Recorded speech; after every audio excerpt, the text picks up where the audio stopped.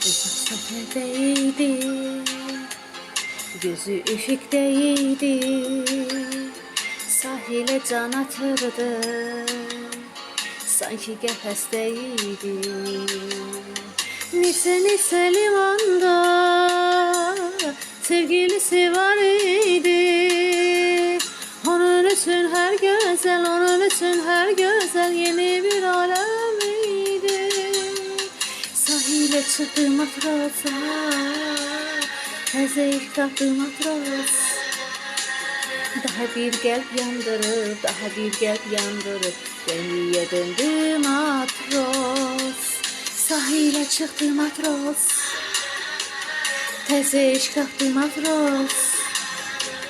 Daha bir qəlb yandırıb, daha bir qəlb yandırıb, gəmiyə döndü matros.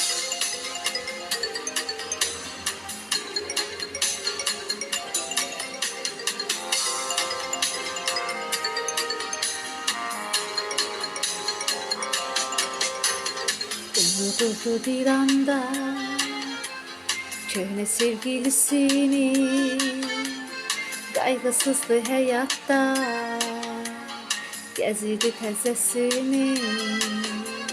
Ne biledi o anda elə bir gün gelecek, elə həmin limanda, elə həmin limanda həmişəli sevəcək.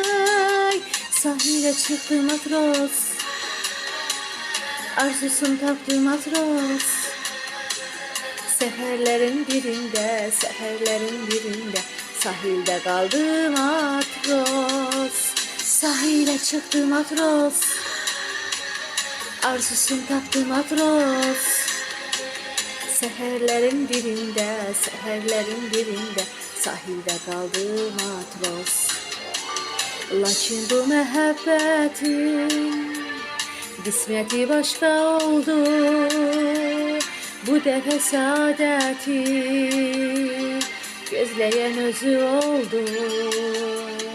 Necə ürəyi həsrəti yada düşdü, öz bəxtilə barışıb, özü özündən küstü. Sahile çıktı matros, təzə iş tapdı matros.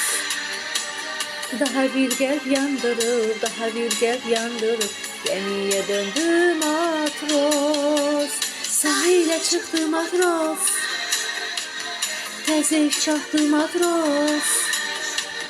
Daha bir qəlb yandırıb, daha bir qəlb yandırıb, gəmiyə döndü matros.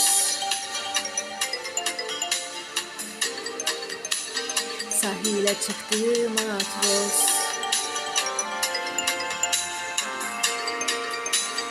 gemiye döndü matros. Sahilde kaldı matros,